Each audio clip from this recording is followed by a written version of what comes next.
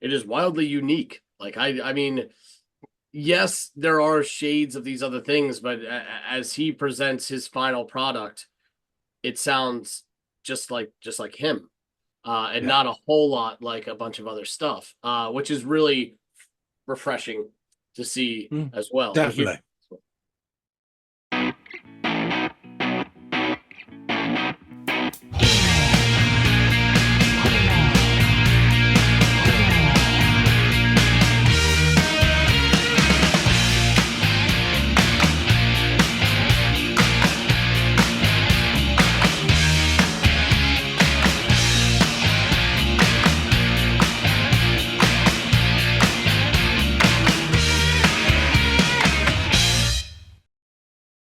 hey everybody out there, welcome back to another episode of the Audiophiles. I hope everyone's 2025 is off to a good start.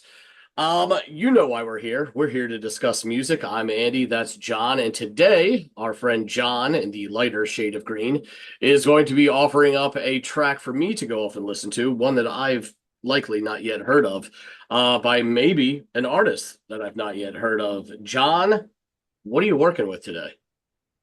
So we've got a chap called Benjamin Clementine. Yep, have not heard of the artist. I've never heard Cool. of Benjamin Clementine. Fair enough. So the track is Winston Churchill Boy. Winston Churchill Boy. Yeah. Okay.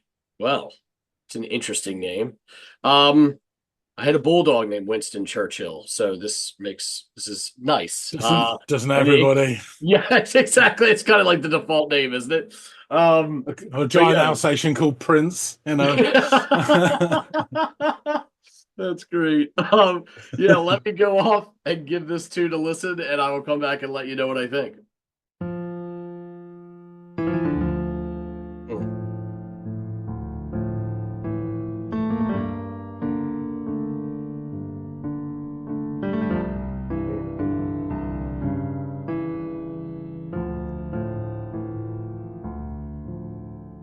Lovely sounding. Never in the field of human affection had so much been given for so few attention. Never in the field of human affection had so much been given for so few attention. It's a really interesting vocal delivery, and I mean, we've got Winston Churchill in the name, and here you have Mr. Clementine, paraphrased the man himself. Never in a field of human conflict was so much owed by so many to so few. Something like that. Maybe I'm the one paraphrasing now. But yeah, that's a really interesting way to open up a track with a name like Winston Churchill's Boy. Yeah, really beautiful piano and a very interesting and equally beautiful delivery by your man here. All right, let's see where this goes. Winston boy, oh, there he is, packing quietly, alone. You could mistake a clock ticking for a cricket cricketing when you're Oh, around him. oh my God. The way the lyrics scan or how he delivers them is really interesting. Cricketing. I really liked that. Let's take this back a little bit. I want to hear that again. There he is, packing quietly, alone. You could mistake a clock ticking for a cricket cricketing when you're Oh, around him. But I swear, nobody knows. Nobody knows what's on this boy's mind. And nobody sees what he's that little been trill work. picturing.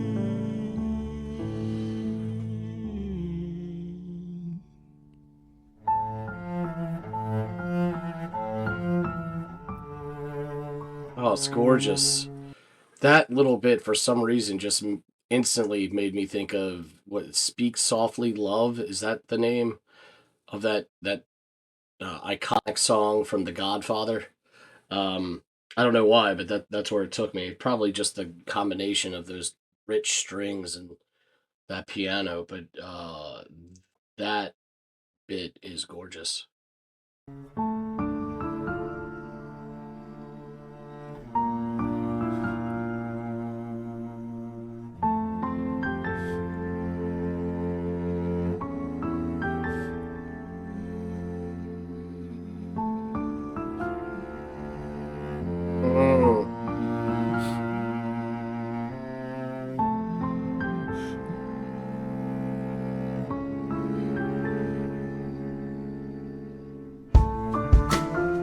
We all make a living by what we get, but we make life by what we give, by what we give. It's like almost subdued boom bap beats, like that kind of 90s New York hip hop style beat. So good. But in some special circumstances, this special circumstance, Winston boy will have to earn a living before he earns enough living to give. Where is your family? Where are your loved ones? Someone uttered whilst he went on crossing the channel. Well, they say no man can be a prophet in his own country, so I left, here I am. Come on, embrace me, hold me, I'm your brother. And whilst he kept on talking, in his left pocket lay the prose of the magnificent Orwell. His right hand embraced a battered guitar borrowed from me. Come to think about it, I think a few years ago I heard him talk about how God bless an eagle with 54 stars. And maybe he's gone, wandering looking for his kind of star. But if in stars, if we think about it, if in beautiful stars, they're meant to shoot through the night, and you never find them again, never and never and never again. And so don't you judge Winston boy, don't you ever judge Winston boy, 'cause one day this boy might be the man. Though clearly nobody knows when or how. One day this boy will stand in front of a pulpit as the world gives him but a minute. And there you tell the world where he's been and how.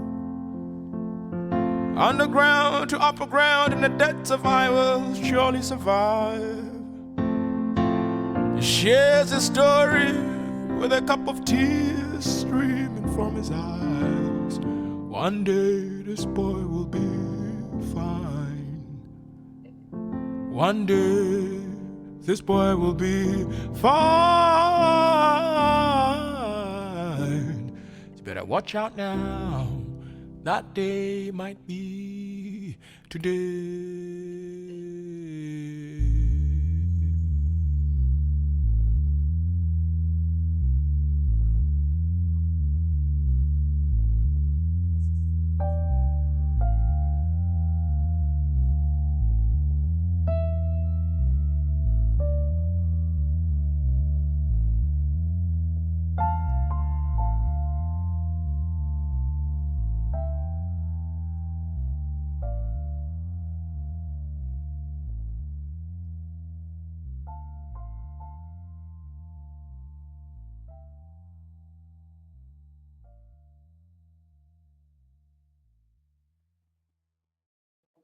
Golly, that was so beautiful, and unique, in a way.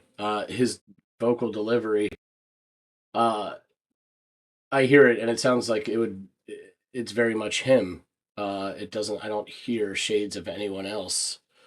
And how perfect for a song that seems to be this narrative, this very introspective narrative, where he's talking about. I would imagine himself. Um, Perhaps I'm wrong. But if this is sort of autobiographical in nature and he has this unique sound all his own. How serendipitous, right? Because it's perfect for this kind of song. There are shades of like, from like an arrangement standpoint, like perhaps influences uh, like Leonard Cohen, or maybe even, I don't know, lyrically, and how raw it is. Dylan comes to mind as well, which is interesting because this isn't like Dylan at all, but from a lyrical standpoint, I get shades of Bobby D. Yeah, I really, really enjoyed this uh, kind of raw look at, again, I assume himself, and this gorgeous piano, those lush, rich, I think cello strings, and that really interesting beat that dropped in there as well. Yeah, this was a really fun listen. I'd love to listen to this again, and which I will. I'm sure I will.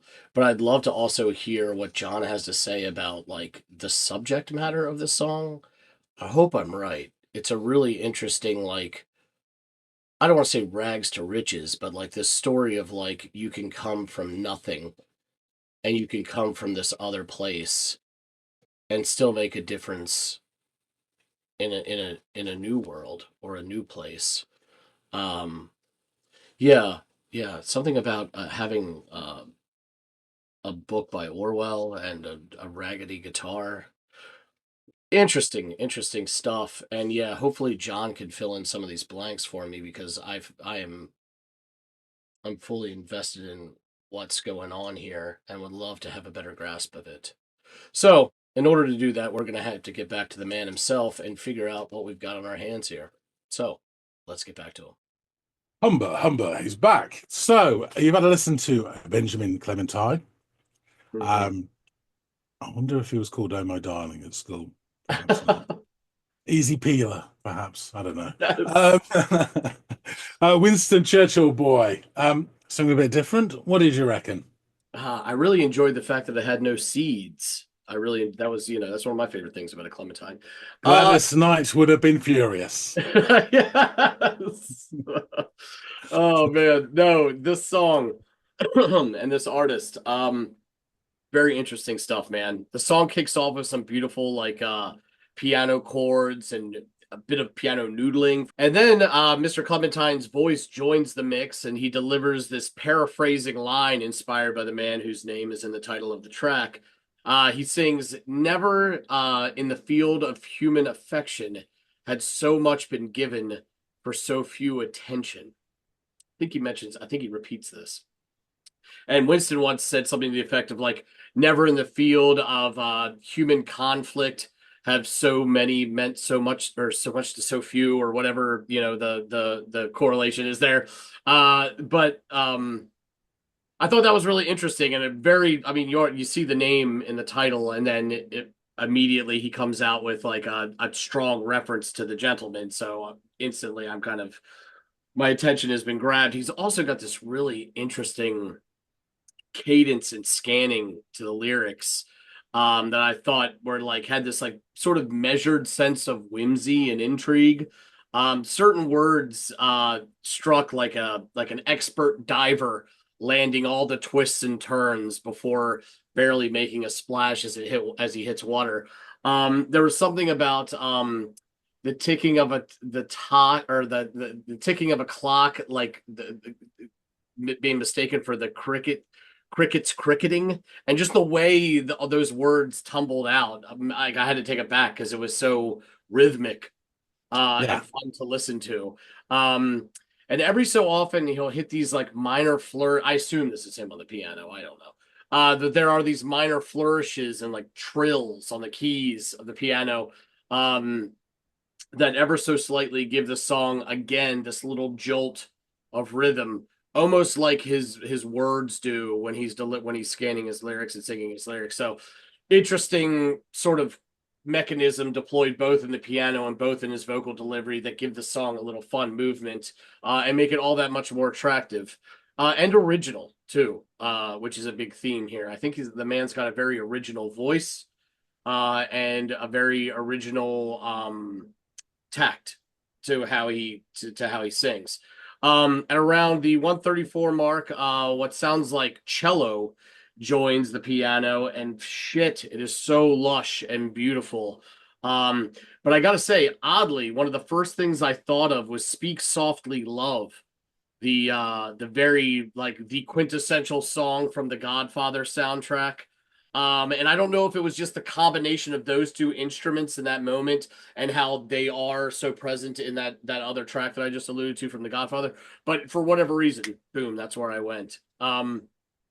And then this beautiful motif progresses undeterred for a bit before this almost boom bap kind of 90s New York hip hop beat kind of falls in there. Not maybe as fast as boom bap, but the same sort of, machinations that you have with Yeah, beat. sort of New Jack Swing type sort of thing. Yeah. Yeah. Yes, exactly.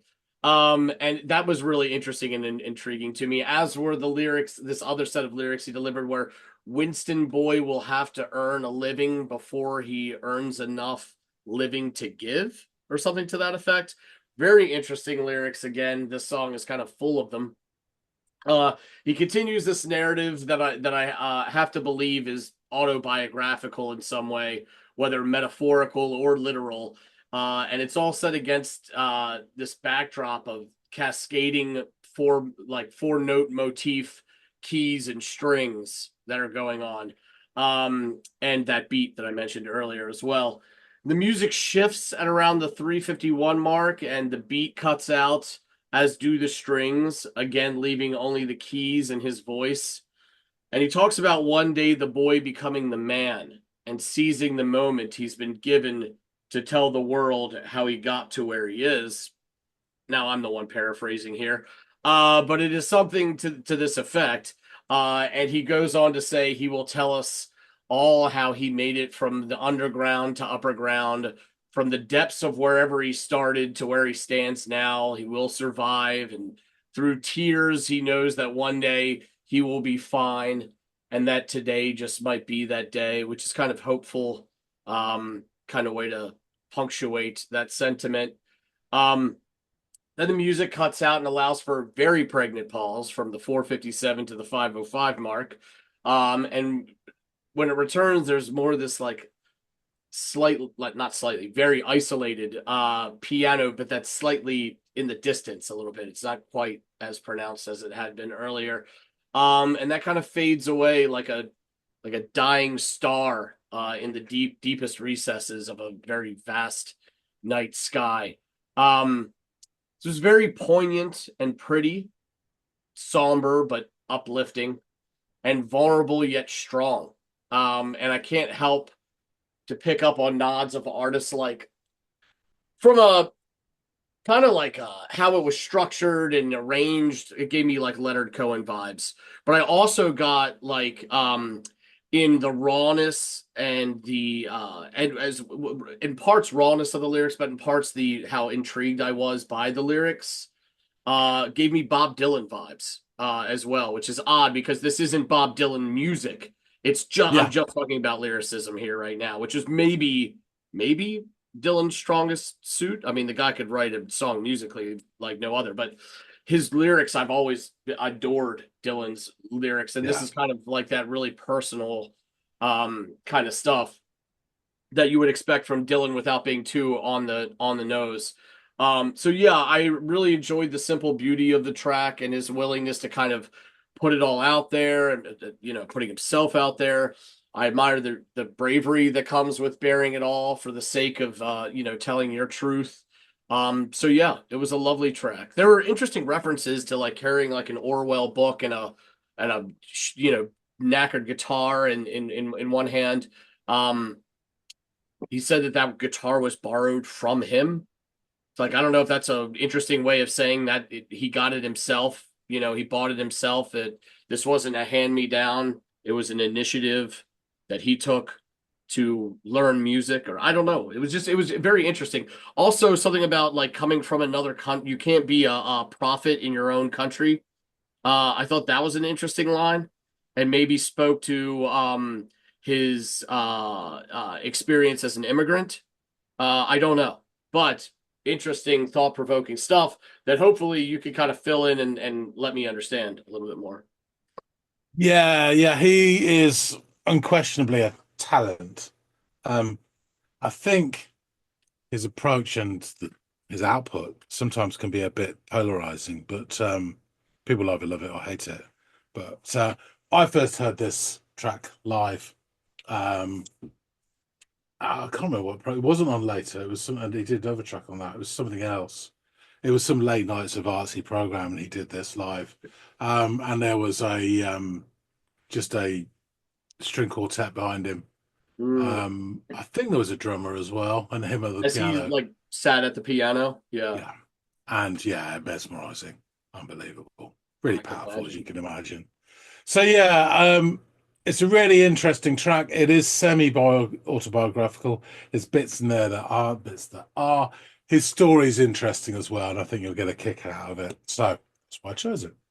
And it's a bit different as well. This sort of elements of semi-classical music sort of wrapped up within this sort of ballad or whatever you want to call it. This again quite an interesting approach. Um, so yeah, he was born Benjamin Saint Clementine. He hails from London. Um, he started to play piano when he was 11 years old, but his father hoped he would become a lawyer, and so he banned him from playing all musical instruments. So, unable to read music, he secretly practiced by ear, and pretty much any instrument he could get hold of, but particularly the piano. And he used to imitate pieces by Eric Satie. That's like about the fifth time this guy's name's come up, but I know Satie. I never heard any of his stuff, so I'm gonna have to listen to it at some point. Yeah. And Claude Debussy, who again I know the name Debussy, but I can't think of any Debussy works. But I'm thinking those flourishes you talked about are quite Debussy. Just Oh, okay. instinctively, I'm thinking that. I've got no reason to justify that, but I do. Anyway, he left school and his family at 16, Benjamin. He stayed in Camden for a while before he then relocated to Paris. This is crossing the ocean. He Hmm. busked and slept on the streets there for quite some time before moving into a hostel in Montmartre, which is the sort of, the cool area near the Red Windmill and all that sort of stuff, Okay. where a lot of artists used to be during the sort of the Left Bank Gang and all that, Picasso and people like that. Yeah, and over a 3 year period from, sleeping on the streets to then being in his hostel, he composed songs and he became a bit of a cult figure on the Parisian music scene.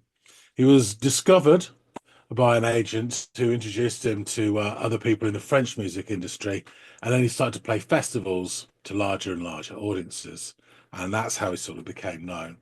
In 2013, at the North Sea Jazz Festival in Rotterdam, imagine, Clementine was booked to play.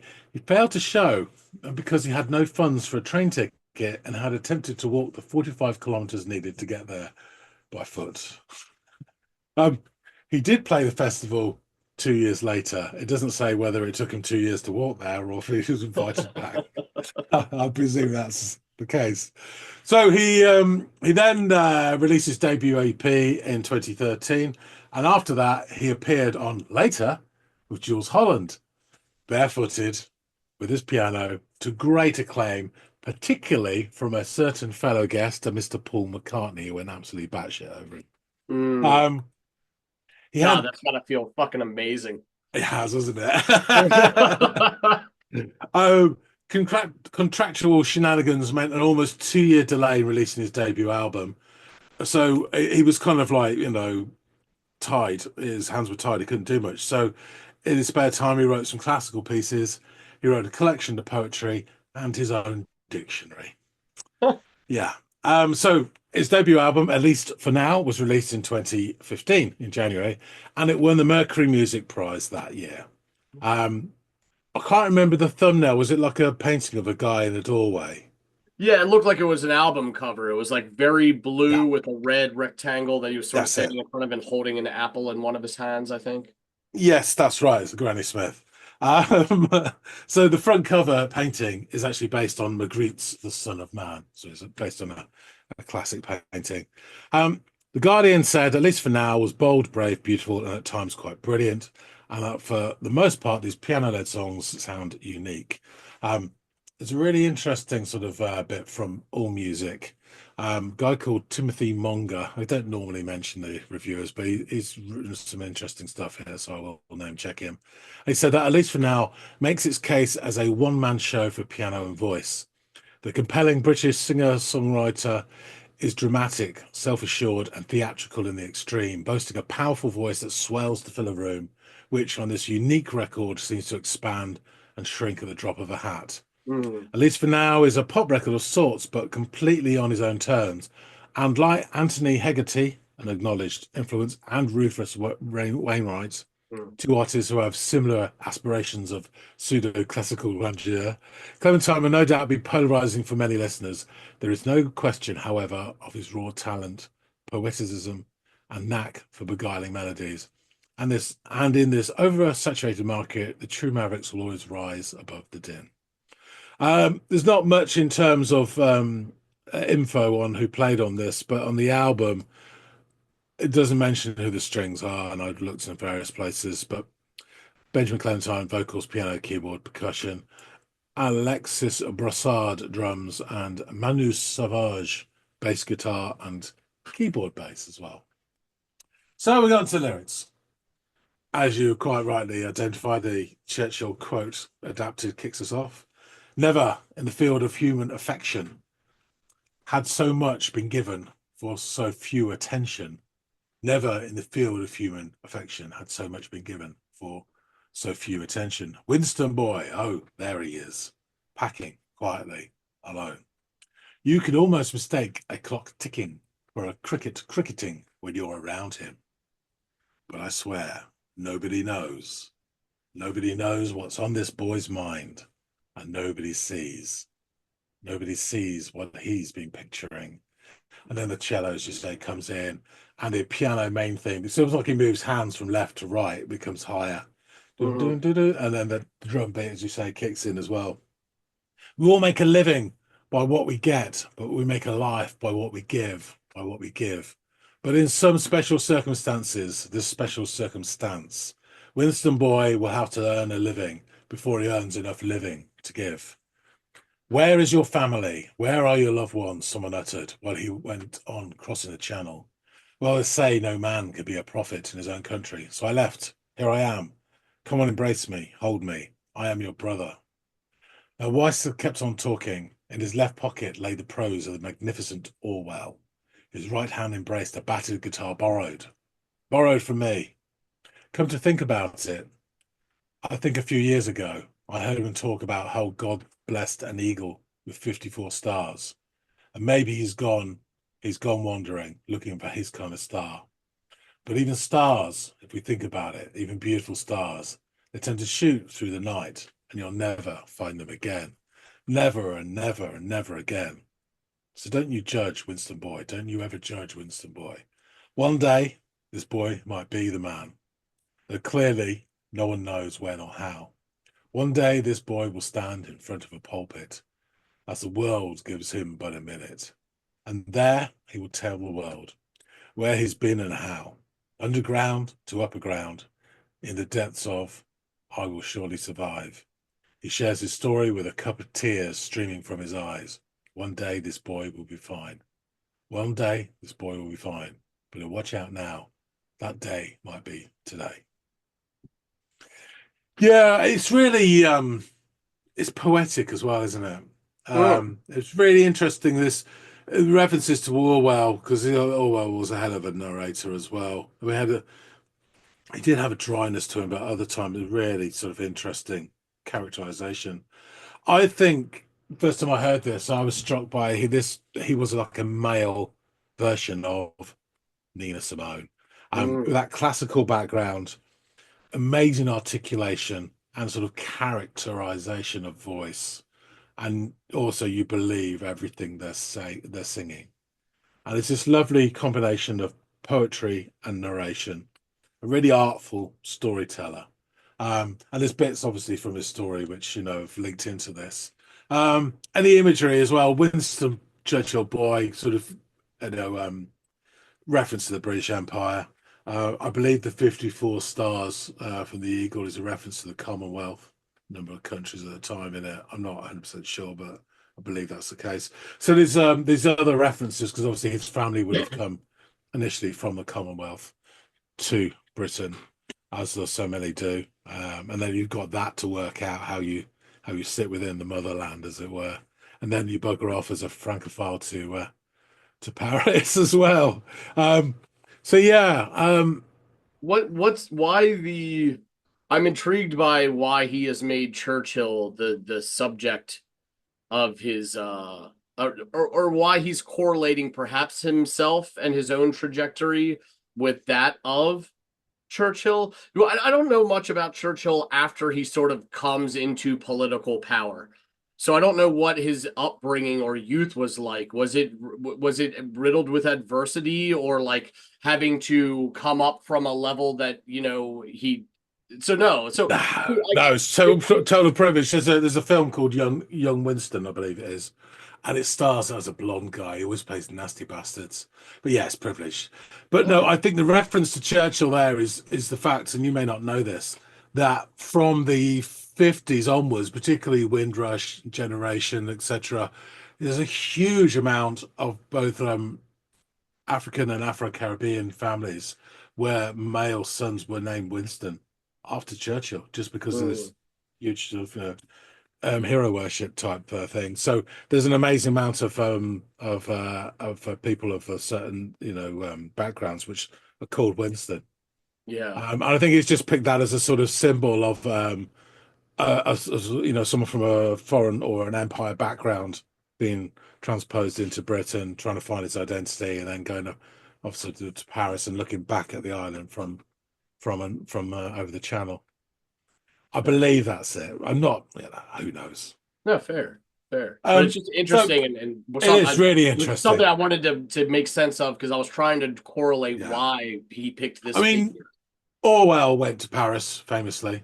I think Churchill just basically flounced around the Navy and caught syphilis, and then came back and became a politician. Anyway, Benjamin's Clementine's second album, I Tell a Fly, was released in 2017 and has a Metacritic score of 81. The Skinny wrote that Clementine sounded wholly original, offering stunning, stirring proof that his originality extends beyond his voice to his phrasing on every instrument he touches, piano, but also harpsichord and clavichord, as well as the arrangements and production, all of which conspires to pummel and purge every tired expectation that repetitive rap, rock, dance, pop, indie, and alternative music have wrought into us. So that's a pretty good review. His third album, And I Have Been, was released in 2022. The Quietist describes Clementine's voice as having the expressive but exact enunciation of a stage actor, which allows his lyrics to spill and scatter out of sync with his hands in a way that warrants the endless Nina Simone comparisons. Yet as an atypical singer-songwriter with a strong sense of grandeur, an impressively broad tenor range, and more than a dash dark humour, he also resembles Rufus Wainwright. So there you see the common threads of people comparing. I think the idea of his voice being like an actor and the way he's sort of staged, that's a really good point, actually, because he has that sort of, actor sort of presence. He has said that he's been mainly influenced by confessional poets such as Sylvia Plath, as well as writers such as William Blake, Carol Ann Duffy, James Baldwin, the philosopher John Locke, and C.S. Lewis. Whilst in Paris, he discovered French poets such as Baudelaire, Verlaine, and Rimbaud. One of his frustrations after returning to the UK was how little ambition he thinks there is in British song lyrics compared to his experience of French music. Talking to The Guardian, he said, "It's very important down there, France, because most of the time they, the audience, pay more attention to what the singer says and what they're trying to express." And for that interview, saying in his song Winston Churchill's Boy, he rewrites and repurposes the words of Winston Churchill, lamenting never and blah, blah, blah, blah. The Quietist described the song in the context of Clementine's debut album as a melodramatic beginning, which harks back to the alienation he felt from family and friends on the eve of his emigration to the City of Light. For a Gallic darling, Clementine certainly gazes wistfully across La Manche a lot, and one senses that, despite the obvious French influences, there is more of the spurned Londoner in him than the flaneur, which is like a French spiv. Um, so again, some really interesting sort of write-ups there. And yeah, I haven't got much by him, but this song's always stuck. And I've got his first album, but digitally, but this song's always stuck for me. And I think I can see it's why. just interesting. Yeah. Really, Yeah. really beautiful. And one thing as that well. I noticed that you've mentioned a couple times in some of the reviewers' takes or opinions on the guy and his music is that it is wildly unique. Like I mean, yes, there are shades of these other things, but as he presents his final product, it sounds just like him, and Yeah. not a whole lot like a bunch of other stuff, which is really refreshing to see as well. And here, Definitely. And you can see why. They don't always get it right, but I think the Mercury Music Prize, they often pick quite interesting albums that are not necessarily the biggest selling album of the year. Mhm. And they can and have gone on to launch, careers of really decent artists. So yeah, it's another interesting pick by them. Okay, I will wrap things up. Thank you for listening to this, Andy. Thank Folks you. out there, tell us what you think. If you like this, please do hit the like button and drop some comments. We'd love to hear from you, what you think about this song. Tell us more about Claude Debussy and how his musical references fit in with this. I'd love to know. Any more info about Mr. Clementine? If you indeed was a minor, please let me know. Um, and if you haven't subscribed already, please do. We are slowly moving onwards and upwards and build those numbers, and likes, and all this sort of helps, pushing the algorithms and shoving it under people's faces. Why should you be the only ones to suffer? Spread the misery around. Um, It loves company. we really appreciate everybody who does support the channel, obviously. And into 2025, our sights are set firmly on world domination. Or at least small parts of Crawley. That being said, thanks again so much for watching. I will see all of you on the next episode of the Audiophiles. We'll see you later, guys.